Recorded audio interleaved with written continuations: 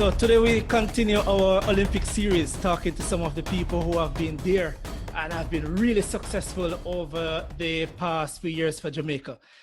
He can be controversial at times, support not a good team. He's a big Chelsea fan. I'm talking about Olympic bronze medalist, and not many people can say that. He has been national champion. He has been to the World Championship, silver medalist there. He has been to Diamond Leagues. He has been all over the place. And probably somebody Jamaica should recognize has done a lot for this country. Talking about new daddy, Warren Weir. Warren, welcome. I'm good, you know. No, not a new daddy. Remember, I have an older daughter. Yeah. Going over the struggles again of sleepless nights, you know. I think that's a new stage again. So I am good. I'm in good health. I'm just happy. I'm in a good place, so can't complain. Yeah. Listen, Warren, you're a Chelsea fan. How could Chelsea lose a FA Cup final to Arsenal of all the teams in the world? No, first and foremost, that was not a penalty. That was not a penalty. So for all of those people who are cussing and saying that wasn't a penalty, but nevertheless, you know, like as a true Chelsea fan, like we went through a rough season, you know, transfer ban, putting our trust in the new players, Frank Lampard stepping up to a big stage as a manager. So a lot of Waganists would have said, yo, Chelsea do bad, but I think we did very good this year. Listen, man, I tell enough people that for me, as much as I'm a Liverpool fan and Liverpool did really well, the next team for me is Chelsea. Because I am very, very, very pleased with my team performance. I remember an early part of the season when my teammate said to me, "He's an Englishman too, you know, so I'm very ashamed of him." Matty also said to me, "Say, yo, like live up." He was saying stuff like, "Oh no, I'm not believing Lampard going to do it." I said, "Listen, man, there's some people I believe in as players that'll be good managers, and it was Lampard and Pirlo, Winston Pirlo. And when Lampard lose a few games and them about him said, no man, give him time, man. And when we start win the game, he say, yo, I believe in you. I'm like, yo, get away, bro." Yeah, well, listen, we'll see how the Pirlo part go. That Juve team is not an easy team to manage. Yeah, but you see the thing about it though, it's like in the Italian league they will dominate no matter who coach them. That's the team. But outside of that, no. You get me? They've been to the most Champions League and can't win. Who coach Juve? No. Or old coach? Your old coach, yeah. Sorry. And anybody can coach that team.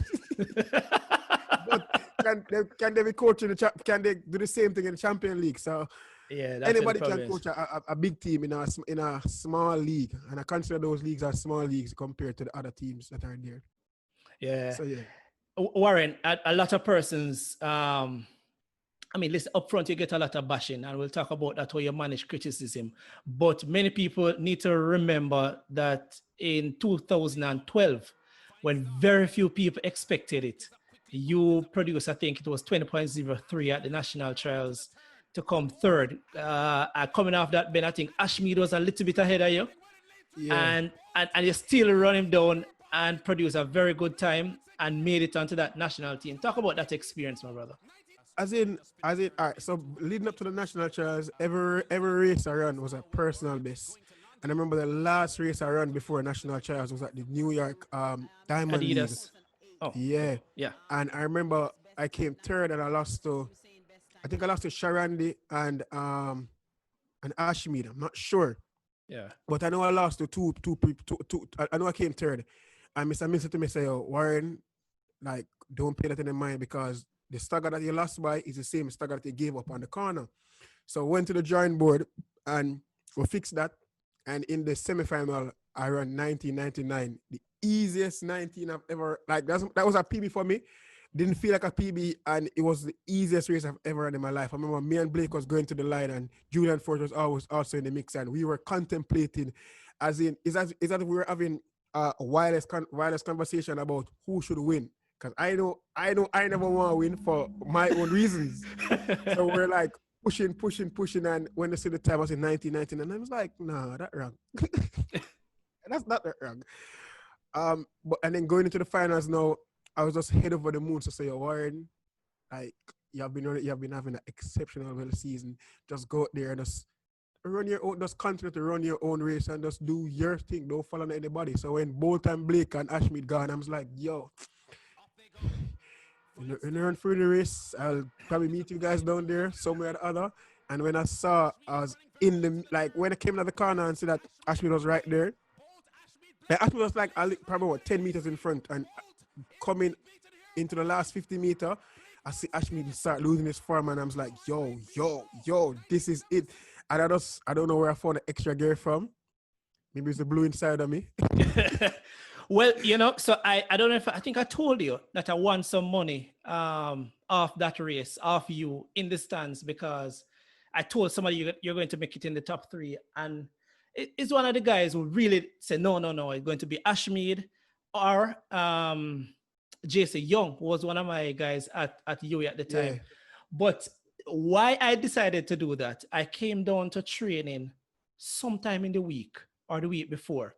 And they were having some running off the corner. And I realized, yo, you're there with the other guys. It's probably one of the few times you're running with everybody. And I said, no, I feel so this man can make it. So somebody was kind of running off their mouth. And I wanted to and then again, you had a first glance into what can happen. Yep. By having that authority at you. And that was it. And that's the challenge with a lot of Jamaicans, because I find we don't know the sport, we don't follow the sport. We just love make noise about the winnings, For sure. As part of the challenge. But that race was important, and a lot of persons were watching the Usain and Johan, because I think Johan had won the 100-meter finals, and then this one again, he was right. He won it actually. I think I've never said this before, but only people at the track probably know this. Like in December, we had a time trial, and we had a 300-meter time trial, and I beat both. And I think, as I say, time trial was at 9 o'clock. By 9:30, there was a track meet at the stadium, and everybody at the track meet knew about the time trial. They know about the time. They know everything. So I was already in a place that I was confident to know that this could be a good season for me, because I was getting stronger. I was getting faster, and the year before was my first year on the season, on the series. Yeah. And I learned so much. It's like I learned so much the year prior to Olympics. Like I took so much from those 2 meets at Europe. I ran 2 meets at Europe, and I took so much from that. I was in Europe for 3 months to run 2 races, and I took so much from that. It's like people would even understand how much goes into a so-called overnight success. So like I put all those into place, and just realized that 2012 is the year. Yeah, and one of the funny thing about that race, and I go back to it a lot, because in that race, most persons expected Usain and Johan to be 1 and 2, right? Yes. So the third spot was quote unquote up for grabs. I had Ashmead, you had Julian Fort, you had JC Young as 3 of the guys. Anybody can get it. Marvin Anderson was there too. Marvin Anderson was also in that race. I think Marvin was the one who beat me in New York. Yes. At the Adidas race at the time. Yeah. I think Marvin was the one who beat me at the time, and I just know, say, as in that, I think that's one of the most memorable races of my career. As in, every time I think about that race, I was like, yo, damn, that was a race. Well, you see, for me, that race, and of course the next one, the Olympic 200-meter finals, I thought were 2 incredible races for you. But talk us about the semifinals first, because that one looked very easy for you. Going into the 200-meter finals, you looked like you had a lot left in you after you came onto the straight. Which you had a lot left. At the Olympics? At the Olympics, yeah. All right. So as I said, for national trials semifinals, as in, I never want to win, because if I know I win, I'm going a fast time, and I just want to run. I just want a big queue. Anybody know track and field? Just know I just want a big queue, which is the automatic qualifier with one of the fastest times, because I want to be out in front. So me and Sharon, I was way in front of the corner, and then I decided to just shut it down, in terms of not shut it down, but to just control the race. So Sharon pulled up on me, and I make sure to keep him on my shoulder up until the last 30 meters. Just because I didn't want him to run too fast. So I kept him on my shoulder up until 30 meters, and after 30 meters, I legit just said, "Yo, go." And he thought that to him it was a big win, but to me it was like, yeah, you are going to run the back. Because everybody don't understand. Like, people try to run the 20 meters as fast as they can, but they don't realize that it's a technical race. It's one of the most technical race in track and field. Like, you can make or break a race by running a bad race plan. You can run off of the corner super hard and done, or you can actually run a good race plan and just distribute your speed and energy even. And that's why I always run the semi-final or the way I run to get the lane I want to go into the finals up in lane 8 or 9. Yeah. And then you run out of the outside lane in the finals. A lot of person again weren't expecting a Warren Weir to be in the medal mix. A lot of persons were watching 1 and 2, and there was Warren Weir to get a bronze medal at the Olympics. 1, 2, 3 for Jamaica. As I said to somebody, I said the only person that has the strongest possibility to beat me for a 3rd place at the Olympics was Ashmead, and Ashmead wasn't there. Because Ashmead wasn't there. So I'm like, yo, anybody can come 3rd, but just know that the biggest threat to come in 3rd for me was Ashmead, and Ashmead wasn't there. Tasgay wasn't there. Walter Dix wasn't there.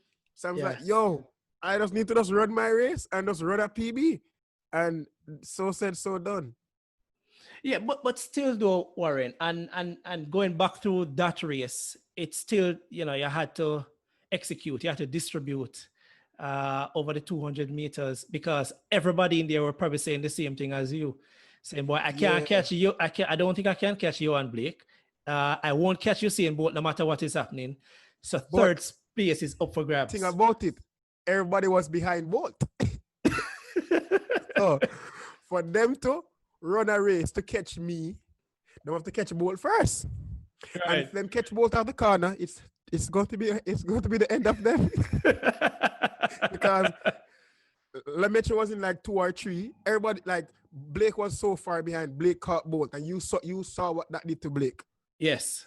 He run like a steam train, and nobody else can run down Bolt but Blake. So I was like, yo, if I make everybody else run 3 different races, I am good.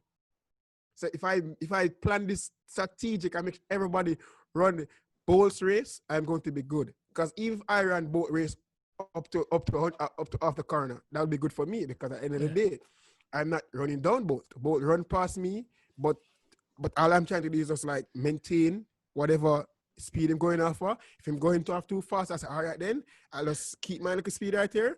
But I don't want to overexert too much energy off the corner into going with Bolt, because I just know that at the end of the day, I need something to go home, and I need something to finish, and I need to finish strong.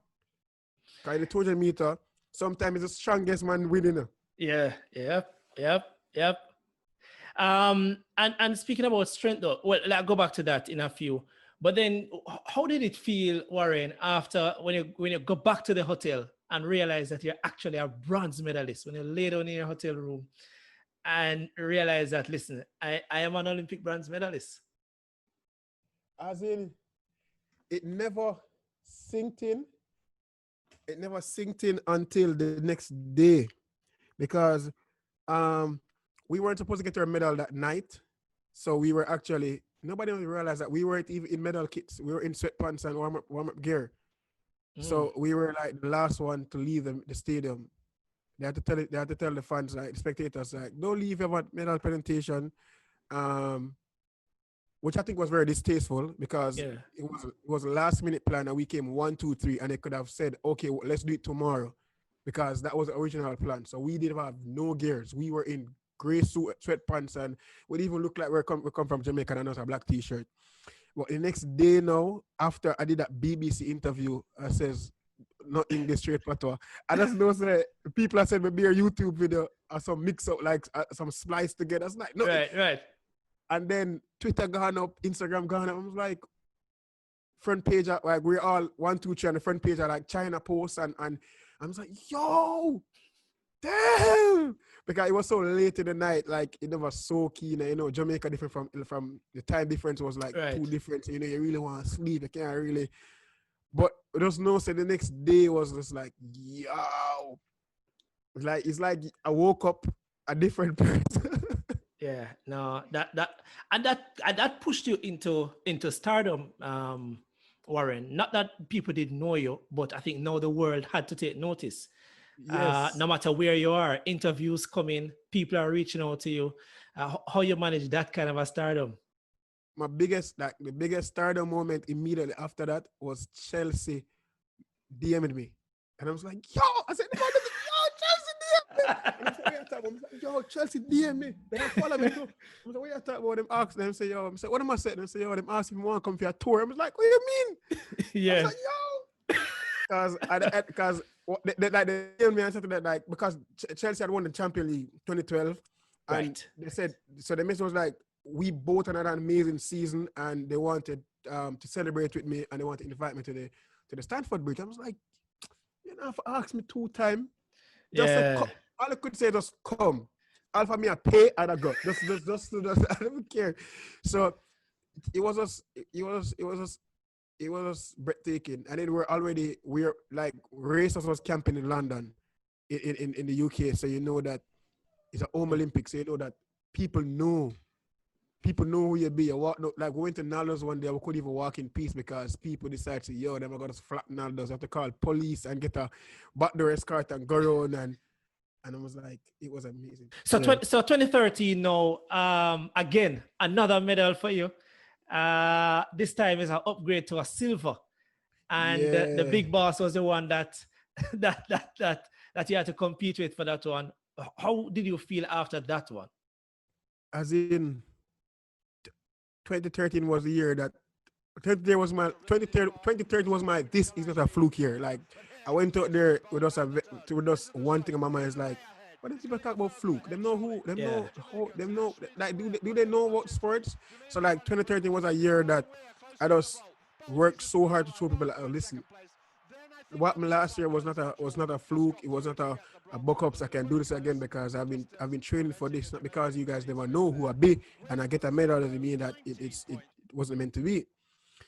After that race, after equaling my PB, after 3 rounds, after 3 rounds, yeah, I felt so good. I was leading the Diamond League. I have run like almost 8 sub 20 already. It wasn't like my Lionel Messi year. I was just like, there was no race that I couldn't run a bad race. I remember I went to Budapest with a sore hamstring and I ran 20.0 and I was like, no, I'm fit. So like I was just so fit and I was just so ready for 2013. Like there was just nobody could tell me anything about 2013 that could give me doubts. You had won 2 Diamond Leagues in that year, was it? I had won London, I had won Shanghai, right? I had won Brussels, and I came second to both in Paris. So and those are big races. The first one at the back was Shanghai, where with Gatlin after coming back, and I was like so nervous. I was like so nervous. Me and Jason was in the race. Then went to London with a stacked field, nervous again. Hold on. Shanghai was where you and Jason came 1-2, or yes. No, I did just came 1-2, or is it third no, that he came? I think I'm not sure if Gatlin caught him. Yeah. I can't remember how that one went. I can't remember if Gatlin caught him. And then went to London with a stacked field, Lemaitre, Jason, the English boys. Was so stuck. Like I tell people, say, yo, you're lucky now, you know? But then when we're running 200, all 8 men were running under 19, under 20. Yeah. Every single person running under 20. Then Brussels was a next stacked one, was the Diamond League final with Walter Dix in it, Ashmead in it, and everybody was going for that points because Ashmead was anybody like the Diamond League was much different now. Yeah, but anybody it changed. back then, But then if you win the last Diamond League and you were down by 4 points, you could actually win because the points were double, something like that. So you had to win the Diamond. So even if you were leading, you had to win the last Diamond League to win. So it was way more competitive than now. Right now, if you win 2 Diamond League, a matter of fact, it's changed so much where you can actually just run 2 Diamond League and win now. Well, you still have the finals, but you can run 2 and still comfortably make it to the finals. But then there's no that. Yeah, you had to turn up for the finals. Turn up. So so it's much different now. Money talks. So I guess sponsors do what they want to do. But a lot of change with the Paris Diamond was League. also. I remember after Paris, so before Paris I won't get into, but after Paris was the meet after national trials were around 1979. Mm-hmm. And I had stopped 30 minutes before the line, which is my biggest track and field regret. Stopping before the line to prove something that was so dumb. I remember running that race, and it was the first time Bolt never caught me before the corner. So we had to run neck and neck. He had to run for that, and he had a PB. And I remember my friend said to me, every single day that race come up, Satmar said to me, say give it a race. I was like, what you talking about? Man say, yo, you say could I beat the man? But I was like, yo, see what go. To me, I just saw something more technical that I held him off the corner and I'm have to run up to the last. Him have to run to the end to that. So, and I think after that race, there was even if you even listen to that in the report the race reporter, he was saying something towards Moscow. He was like, Moscow should be nice because both had to. It was the first time I see that both had to run to the line. And 23 was a good year. It was such an amazing year. It was. I want to go back to national trials though. You won that 19.79, beating your chest or kind of making a point with about 10 meters to go or close to that to the finish line. The biggest regret to this day. Why? Because I could have been, honestly, I could have been in the 19.5 club. It's like if you had run through beating the my line, chest 10 minutes to the line, and 20 minutes before that I was decelerating, and 30 minutes before that I was actually in my head it's like, yo, what should I do? I just think that even though that gave me the confidence to go into the season, so it's a 50-50 regret. That gave me the confidence to go into the season, but it also I robbed myself from being in a place that not many people can say they've been. 19.5 club. Yeah. Have we seen the best of Warren Weir on the track? I would say, as in everyone know I'm a realist, and I would say yes because I'm 31 October, not getting younger. Yeah. You get me? My bones them start quick every now and then. Wait stay on much longer. So I would say that right now I'm at a stage where I'm just trying to get fit and just enjoy the sport. I'm not trying to do the impossible. Not trying to break a world record. You get me? So I'm a realist. As in, I've always been a realist, and I'm not lying to myself. I'm not going to be in the sport for a million years. You get me? So right now I'm just injuries. You have been plagued with some injuries, certainly in the early part of your season and throughout. Actually, you've had some injuries. How have you managed those? How did you manage those? How did you manage to stay out of your head, as people say? How did you manage to stay mentally strong with everything that was happening? It's rough because I think I've been in running pro for like almost 10 years, and in all my 10 years, I've never actually came out and said I'm injured. So people always assume the worst about me. So they always assume that we're just out partying. I've always had small niggling injuries that always just keep me up for a month, then something has come off on the next month, and before you look on that, it's 6 months. It's just like niggling injuries throughout the season. So it just add up to like 6 small injuries throughout the season. Mm-hmm. I've managed to somewhat stay mentally strong because like my friends and my family play a very important role in keeping that like a headspace, because I know that a healthy mind is a healthy and a conscious mind would always go far. So we always try to just keep that steady head, even when we're going through the worst of injuries. We always try to just stay motivated and just stay grounded. But I must say it wasn't easy. It's not been easy. There's some time when I just say, oh, I couldn't bother. After 2013, going to 2014, got a hamstring injury that has just been plaguing me over and over and over and over. And there's sometimes I say, oh, I can't bother. Like what it like it's just like you have to just have that strong mentality, and not a lot of athletes have it.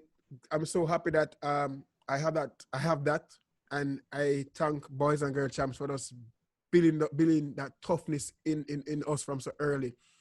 So it hasn't been easy. Yeah, I know about some of those injuries, even though you usually don't talk about them, or any of those niggles. You don't let people know. But something I wanted to spill off from that, Warren. I don't think any athlete, male or female, in certainly over the last 10 years, get as much cussing as you from the Jamaican public for many different reasons. Some you probably deserve. Who knows? As in, how you manage that, how you stay focused. Sometimes I know you cuss back the public. Not sometimes, enough time. All right. See, what's funny is because as people glorify their politicians. Yeah. You get me? They glorify them, and the politician might get about $300 million, and then forgive them tomorrow.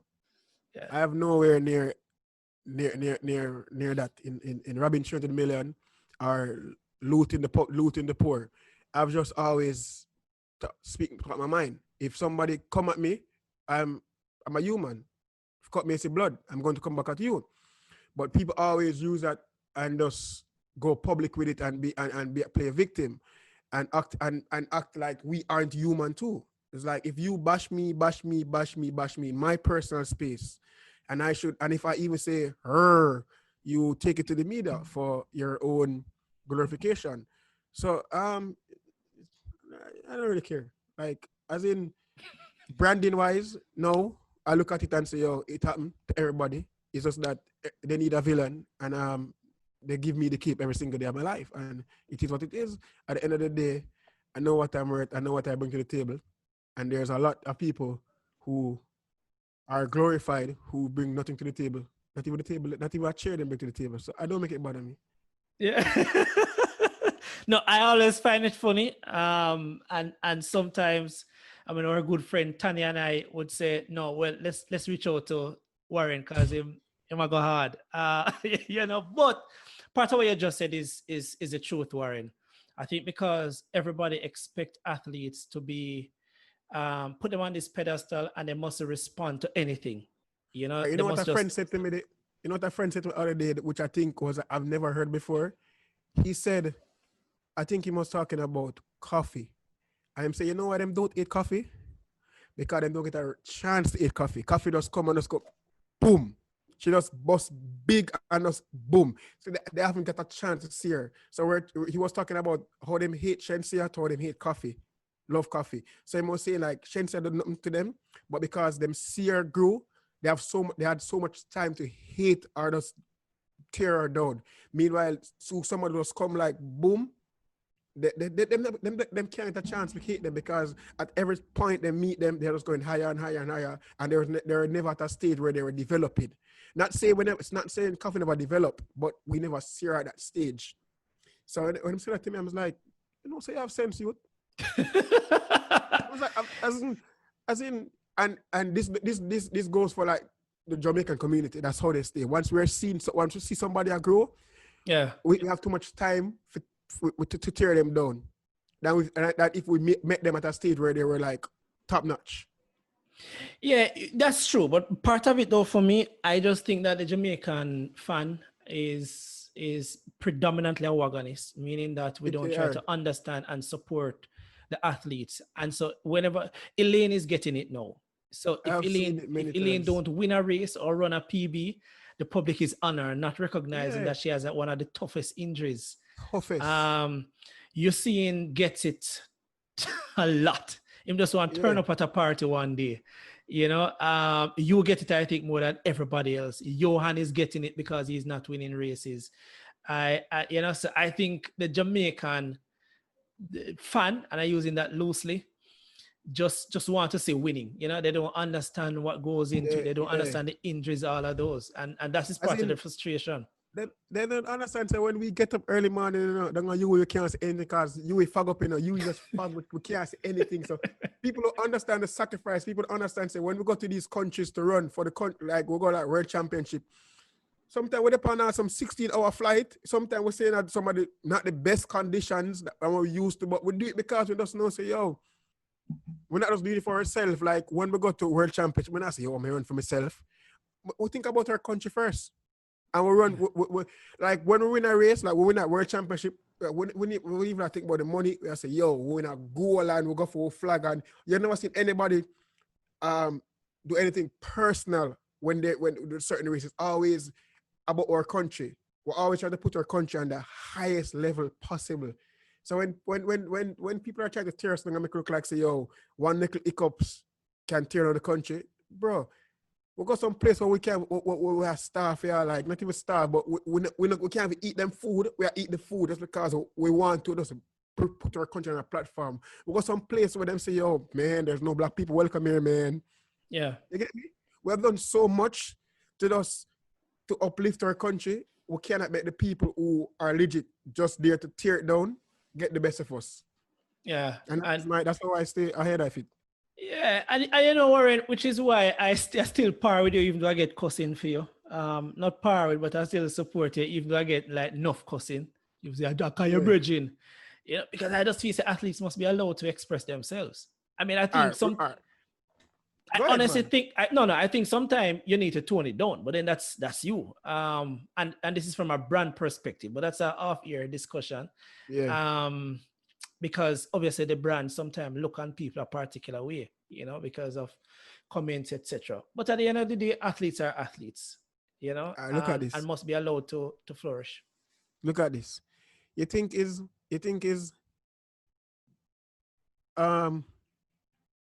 as in we're in Australia and we are basically brand Jamaica for brand Jamaica in Australia. And you know how much people we interact with on an everyday basis in Australia, just having one-on-one talk about come to Jamaica. I'm saying, oh, I love Jamaica. And we're talking to them and people don't understand like how much we're out there promoting the country, even when we're not running. Right. Hey, where are you from? And I'm like, I'm from Jamaica. And what we hate about our country, that's what they want us to teach them. The bad words, the patois, they want to know about where Rastafarian culture come from. They want to know about the things that we don't like. They want to learn about that. And so I don't understand. That's why I say, I will continue to wave the flag. Even when I stop run, I'll continue to promote brand Jamaica and just tell people about Jamaica, where we're located. Them say, oh, you come on a cruise ship? I'm like, I know you went to Montego Bay. Yeah. So people don't understand how much we do. And yeah. I want to go back a little bit. 2014 Commonwealth Games, you won a silver medal there. I think that was Glasgow. Yeah. Glasgow. And then you retired in 2017, went to rugby, got a medal, a bronze medal at the CAC Games, if I remember well. Yeah. You're a man who always getting medals, man. And when you went to rugby, what went into that decision, Warren? Just get up and go to rugby, and the guys were happy to have you there. We're in Australia, and once again, injuries again. I was Australia. My leg was kind of feeling a bit funny, but it's mind over matter. So I came seventh, I think, in the 200 meter, and it was time to run the 4x1. I wasn't even a part of the pool. I just know that I get a call and say, yo, you're a part of you want to be a part of the 4x1 pool? I was like, of course, why? And Australia's Com Games, yeah? Yeah, so we had Commonwealth Games in Australia. Yeah. And I got after the 4x1, developed a tear, a grade 1 tear. Did an MRI. Them say, yo, out for the season. So I said, General start again. So I was injured 2016 as well. Same hamstring injury. So I said to my manager, yo, these guys approached me and asked if I want to play rugby. But before they asked me in Australia, but before they asked me, I wasn't hurt. So I tell them, say, yo, you know what? I always thought about playing rugby because I just feel like, say, yo, I love the burst of speed in rugby. But it's six, not the big, it's six. So I love the burst of speed that you can, if you're fast and you have the ball and nobody can catch you. So after coming back from Jamaica, coming back from Australia now, I said to my manager, I was like, yo, this guy want me to play rugby. Even if I don't play, I can just be there and just, learn the sport because I want to play after track. So the season moved on and I recovered enough to sprint, but the track season was already so far ahead, it made no sense to go back in to continue the track and field season. So we said, all right then, guys, let's learn some rugby. And it was a very fun experience. Nobody knew I was training. I look at one man sitting at charges and squeeze back and tell the media because I wasn't ready as yet to tell the media. I wanted to tell the media when I know say I can play the sport. Right. So when I announced I was playing, I remember Tanya said, Tanya, all right, ready, press release. Did a press release and it went everywhere. It went every single where. When I know say, I never know it. I get so much fiction. I just never know it. I moved so much. It was everywhere. BBC, all those big sporting companies post it. When we went to us, it was my first time also playing a team sport. So it was very new for me.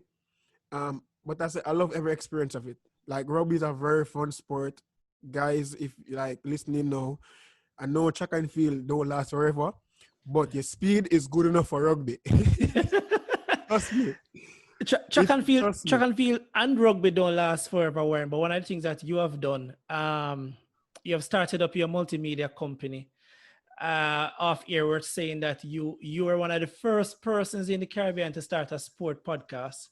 I kind of just overtake you for now until you start up again. But you were the very first person. I think Shelly was your first guest. Or my second. First guest was Matalan. Right. Matalan, yeah. Well, I remember the Shelly one, but you started up podcasting, but you have your multimedia company, and you decided from an early stage that you wanted to invest in that, unlike many other athletes. What prompted you to do that, and how has that been going? All right, so boy, so much stories. So everything started from a story, I remember. So as I said, not overnight success. Wake up the next day, everybody want to know who's wearing where. So obviously, you have to start create so-called. But at this time, it wasn't even called content. It was just called put up something on your social media so your fans can see it. Yep. So I also wanted to show my followers who I was, because remember there's no backstory to who Warren, there was no ESPN interview, none about that. They must decide say, yo, my whole social media life became so public because I was this regular man who would post this, post that, and all of a sudden everything on social media, not even everything on the news, boom, boom, boom, boom, boom. So I wanted to control my narrative and just put things out there, make people know who I was. Started my vlog. At the time, it wasn't even called vlogging at the time again, I didn't even know what it was just called. Putting up some things and putting up videos. So it was just me just wanted to show people who I was, because I never had a media team around me. I never had that PR team around me. So I just created my own PR team and just did that. And then in the couple years after that, I bought a drone because I just love I love traveling. So I bought a drone and I took a couple of the videos, and for a client reached out to me. At the time, a friend reached out to me and said, "Oh, we doing some things by the wharf, like, and I see you have a drone. You can't do that for us." And I was like, "Yeah, but me don't know cost or nothing." And I reached out to a fellow videographer friend, and he showed me little legalities about it. And next thing we know, company start. We had the drone video port authority. We had the digital this. We're doing X and Y. So it all started out by just having fun, and it just became something magical. Yeah, but part of it though, Warren, is you having fun, because some of those, well, we call them vlogs, from the many different events that you were going to, and you were posting them, and people started to kind of like that raw image. I mean, you edited some of it, but let's call it raw image, and people like that content because it seemed real. It was not censored. It was not anything. Yeah, because at the time, like CVM and TVJ couldn't be allowed in the Olympic camp.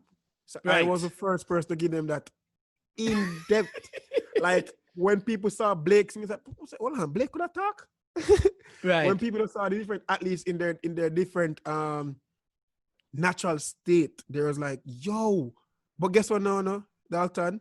Couple years after that, when we still do it, them start cussing me. I'm like, we're not cussing for, I'm the same, you agree in the video. I was like, what the hell? I'm the same person. I was like, you know what? I can't bother. I'm gonna content my video and just pay these people no mind, because you give them something good, and the same good you give them, couple years from now will be bad. So you just, you get me? But as in, I remember people come to me and say, yo, I never know Blake could sing. You saw Blake love sing. And I would say, yo, we don't remember you're seeing Shirley and Fraser, you're seeing you're seeing Asafa, you're seeing Freighter, you're seeing every single body. Where you don't normally see that, that's like a 30-second interview after them done run. Like that. Yeah, and for me, some of those vlogs were crucial, meaning that you're not seeing I call it the sanitized version of what's happening in the village. That was our first experience of seeing the village itself, or seeing the athletes in their natural space. People's like, remember back in the days, it's just clean and observe of one picture. Right. And then at the end of the day, they have a call them and say, yo, Warren doing? Morally, him spirit up. So you could see the videos like, yeah, man, him ready, him happy, him in high spirit. So it was definitely something that people was looking over. People used to make me say, yo, don't stop doing that video, don't stop doing that. And those are the messages that kept me going. The people that saying don't stop, they loved it. They were way more than the naysayers. And those are the people that just keep me going. And I'm going to put out here for my listeners that even when an athlete who I manage with Rochelle Clayton, the first quote unquote photo shoot that was done, you did that for us. And you reached out to us. We didn't have a lot of videos and pictures after she won national championships, and we're looking to try and get some of that. But you reach out and you did a lot of that for us and for her, and she really appreciated it to this day. Anybody know me know that I'm the friend, or not even sometimes the friend. I'm just a bystander that will just look on and just say, yo, that can be done that way. I can help you. And then like I can see where your brand needs to go, and I can point in the direction. I can so help you to make the connection and make the dots. And that's Russia's my good friend. As in, she's been trying for years, and I'm so happy for her. Like I message you, for people remember my real name, Fall Dog. Fall Dog. No man, that's everybody call him Fall Dog. Okay. Yeah, forget the government name. And Rochelle, like 3 persons that always look out for me and talk to me no matter what I'm going through. And when I saw that, I didn't even do it because she was having an uprising. I just know that, yo, Rochelle, you need 2 bad pictures for you go Europe, because I did that. Nobody remembers the day after Charles, the Saturday, the Sunday, the Sunday I run, the Monday I call Major Brown. Said Major Brown, I want a photo shoot to the stadium. I'm 22, my first major games, and I decided I want a press kit. I never know what's a press kit at the time. I just know I want 2 bad pictures. So I went to the stadium, and after the 2012 trials, I went to the stadium with a photographer, and I took a picture in my spikes and a suit. People at a bodysuit, pants, white t-shirt, black tie, black jacket, and that was my media kit. Never knew it was a media kit at the time. So I just know that like people needed that, and when she was so happy when she got there, she's like, "Yo, this nicey." I was man, they were. Yeah, that's just me. Yeah, I want to ask you though, and I'm kind of piecing the past and the present and the future. Warren, what experiences you learned from Champs days, from Calabar Champs, that help you in terms of your athletic career and who you are now? As in Calabar and Champs, like it's probably in the putting mentally being the mental state that, like, I would say, all right, so there's a graph and you have the mental state, and you talk about what your mental state graph is. 80% of that is just Calabar. The mentality of just preparing for Champs and going to an all-boys school who's competing for one spot, not a top 3 spot, the number 1 spot. It helps us in life, not just in track and field, but in life, it helps us to say, oh, be prepared, sharpen your skills, be a team player, help those around you, because helping those around you will get to the ultimate goal. And just be focused and just listen to the people who are around you, who are part of the team, to help you get better. And those are all the skills you learn doing champs. Yeah. Those are all the skills you learn doing champs, and time management. Those are what drive me, and those that as I say, make up 8% of my mental toughness for life. So even after Olympics or after track and field, you're gonna remember those. What are some of the lessons, Warren? Probably 3 or so lessons you have learned. You have been in spat about coach. You have been in discussions about many things across the space. If there was a youngster who came up to you just coming into the professional realm, a young Warren Weir, what are 3 advice you'd give them? Realist advice. All right. You see, in still trying to stay controversial free, because I always feel like say I'm always just this person who does not bother people, and I'm bothered, and it doesn't matter if they're a global star or they're a small person. Everybody love to pick at somebody. So me and Mr. Mills have an excellent relationship. When I go to Jamaica, Mr. Mills live below me. We talk for hours, but we don't post it, because at the end of the day, we had a conversation and we're just like that. So I will always tell the young, not the younger me or younger athletes, to just, whatever you choose to do in life, stay focused, be goal driven towards it, and don't let anybody tell you, say, you can't do it. Like, not even your mother, your father, your coach. Nobody tell you that, yo, you can't do that. Because remember, they tell me. And we prove it many times. And just be yourself. It doesn't matter what. Even if people don't like you, you will have that sense of consciousness to know that you feel good because you're yourself. And in being yourself, you will get to where you want to be. Great. And that's really important, isn't it? I mean, for a lot of young athletes, it's when the pressure hits, I think that's where they need most of the encouragement. There's the big picture with you and Mikey O'Hara in that, I think it was last year of champs. It probably was for him. But just for athletes understanding, you want champs is pressure, but also when you get into the professional realm, you know, you have to just stay focused, and it's rough, isn't it, Oren? I mean, it's not easy. The best thing about, you know what? I wasn't a big champ star, you know. So there's no pressure on me. So I could have just easily just ride under the radar and just prepare myself for the Olympic Games. So I remember telling athletes, like younger athletes, I won't call any of them name, but I tell them, say, yo, grow. Like, don't rush to be a professional. Grow. Especially if that, like, this is something super important. I tell athletes, if you're from a home that your mother and father does every single thing for you, go to college. The why? Also 2 years, it will teach you time management and money management. Because if you're from a home where mother and father do every single thing for you, and it's like you're spoiled. If you're so-called spoiled from that, or spoiled, and you have to be real true to yourself. If you're spoiled, admit you're spoiled, and you can't you can't be a professional and be spoiled.